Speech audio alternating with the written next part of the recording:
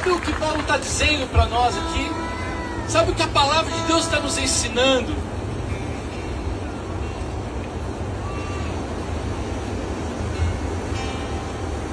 Que nós devemos viver a nossa vida com os pés no chão, mas com os olhos na eternidade. Amém?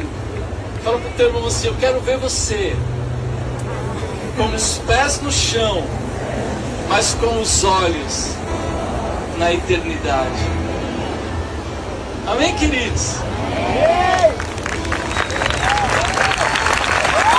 Que bom que você não desperta.